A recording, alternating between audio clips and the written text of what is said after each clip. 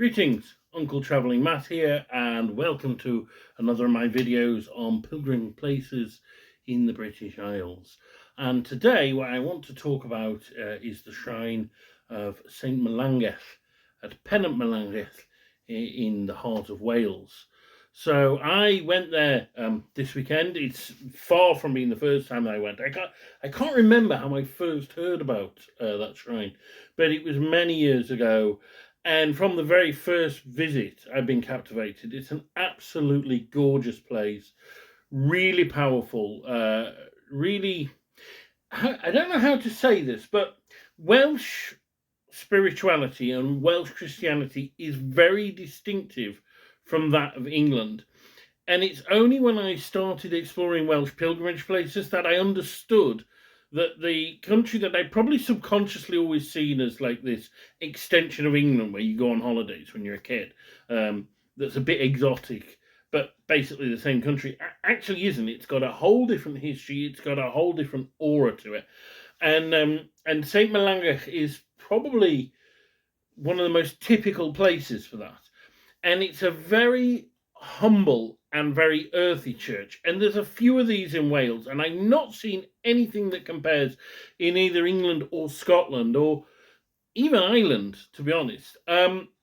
So some others, probably my favourite of these earthy churches is St Bwenno's in Pistill, which is not a shrine church, but it is on an ancient pilgrimage route to Bardsey Island. And I went on my pilgrimage to Bardsey, I think it was 2012.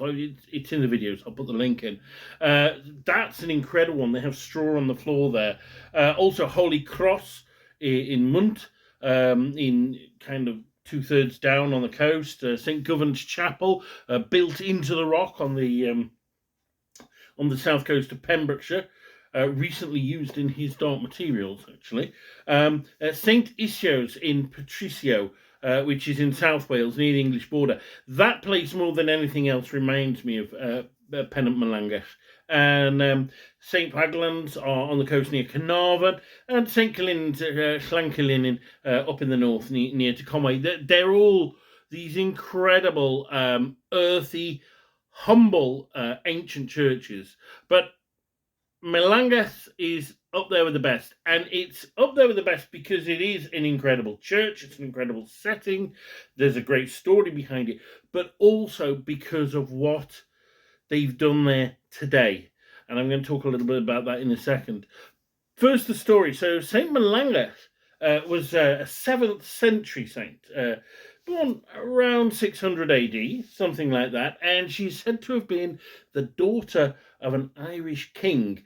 And they basically planned a marriage for her, a forced marriage.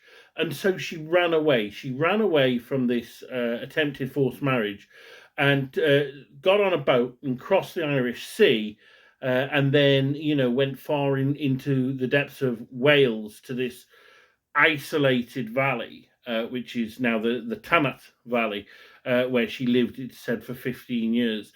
That sounds like quite a far-fetched story, but actually, in those days, things like mountains were a far more impassable barrier than the sea, and the Irish and the Welsh had a lot of connection with each other. So it would have been far more likely for her to cross the sea to go to Wales than perhaps go further into Ireland. And of course, it's a different kingdom. She'd be outside of her father's reaches there, and in this valley she'd hoped never to be found. And of course, her father never did find her.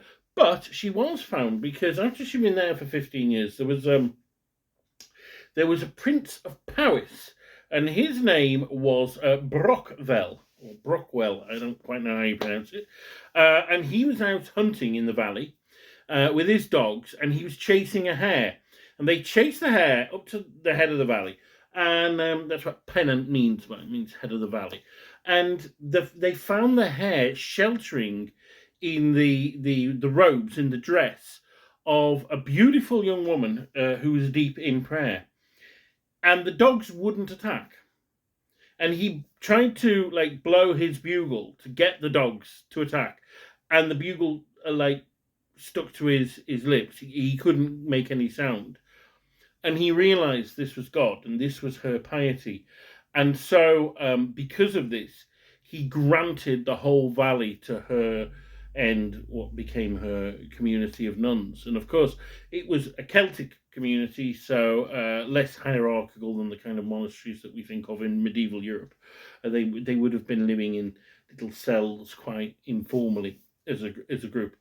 And so that's the story. And it's been a place of pilgrimage for as long as anyone can remember. It's attested in the Middle Ages.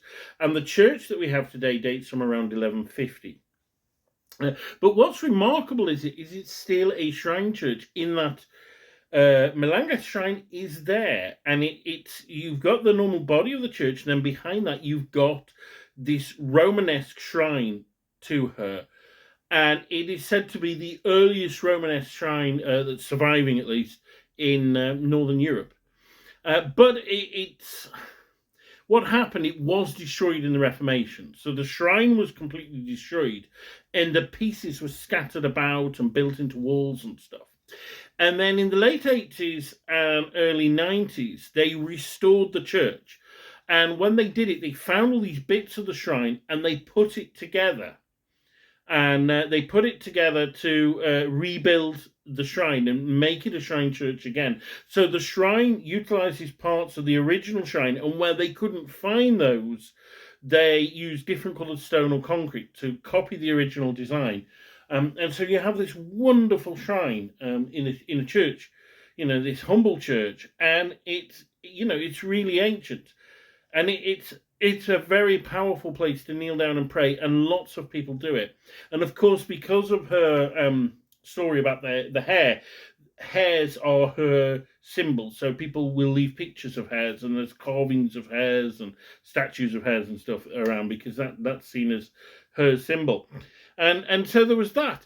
Also, at the back of the church, there was a square room. But when they were doing all this restoration work in, I think it was 1990, they realised that the square room was more modern, and underneath there was I think you would call it an apse, a semicircular room, and it was called the cell I beddh, and that was basically the cell where she lived. But it was also, I'm not quite sure how this works, because normally a saint is buried in her shrine, but her grave slab is in there. So maybe they moved her into the shrine from the underneath the grave. I don't know. But her grave slab is there. And what they did in 1990, they rebuilt the cell I beddh on the original foundations. And that is this powerful place for personal contemplative prayer just next to the shrine. It really is something special. But that's not just it. You go in the churchyard, of course. Welsh churches, often it's llan something, Llantudno, Llanbedra and all that. And llan actually means enclosure, and that's because the ancient churches have like a wall that enclosed the sacred space, the holy ground away from the secular. And that's that there, and of course that forms the graveyard now. But within there is a tree, a yew tree that's said to be 2,000 years old. It's enormous, and it's got these incredible twisted, gnarled trunks, which people say you can see Melangell in there, and you can see certain animals as an otter and stuff like that. And interesting. I'm not quite sure if it's connected with the restoration. It might be, but King Charles, it was Prince Charles, the Prince of Wales, has long had an affection for Pennant Melangell, and he went up there, and I think because he does have a thing for doing up churches, so he may have been involved with it. I'm not sure, but he would go there, and particularly I think during the time when he was splitting up with Diana, this was one of his places he would escape to, and it is said that he's quite famous for hugging trees, and that tree is one that he's hugged. It's said. So yeah. But that's not all. So just across the road and down a bit, there's what is called the Melangell Centre. And this is a place where it's a bit like a vicarage. Well, I don't think the vicar actually lives there, but it's like a community centre. So you can there's a place for meetings. I've been there, after services, and you have a cup of tea and a piece of cake with the vicar, and you can have prayer meetings there and stuff. There's a wet room, I think, and there's a few facilities for pilgrims. And it's got this beautiful little garden, and in the garden there is what's called a shepherd's cabin, where you can stay the night on retreat and it's donations. And it's this beautiful little place where you can stay, in something not that different, I guess, from a monk or a nun's cell in retreat. And that's like what they've done is they've really made it a shrine church again, rather than just a church that people might want to visit, because it's pretty or because it's got a nice story attested to it. So they've made this pilgrimage of the diocese for the holy churches in the diocese, and they give out scallop shells there and stuff like that. But also just a little bit further down from the Melangell Centre, there is a prayer garden, and this is something like this is privately owned. And it's this family who I believe are Christians. And they've basically got this about 5 acres of land that they just open up to everybody. Anybody can go in there and just wander around. And it's a prayer garden, and there are little crosses hidden in the rocks or under trees. And you can, sit on a bench and, contemplate the stream and the wildflowers. And there are little, biblical quotes or prayer messages on pieces of slate dotted about. And there's also a cabin there where you can stay. I think that one you have to pay for. But it honestly, when we went this weekend, and I went with two friends of mine they're actually diocesan kind of mission leaders. I've known them for years, who were very involved with St. Bertram's Shrine in Ireland, which I've talked about in other videos. And they told me about this place because they know the vicar here, and it was unbelievable. And I was blown away by this prayer garden. It honestly did feel like you were walking in Eden, because it wasn't manicured. It was wild, yet also you could tell it'd been cared for. And it was a wonderful place. It was absolutely glorious. The weather was fantastic as well, which is rare in Wales. And so we explored there and then left. And the whole valley, it's quite sad but also thought-provoking, because the whole valley's a big area of pheasant shoots now, which I think is particularly ironic considering the story of Melangell's holiness and the hare, that the same inhumanity to other creatures is going on in exactly the same place by the rich and famous of today, by the Brochwells of today. Apparently, they said that the local taxi driver, sometimes gets calls to go to the airport and pick up an Arab sheikh to take him down for the shoot. I guess the world never learns, does it? But then, in the middle of the pheasant shoot, is this beautiful oasis of spirituality. So take a visit to it. It's great. This is me, Uncle Travelling Matt. Thanks for listening, and keep travelling.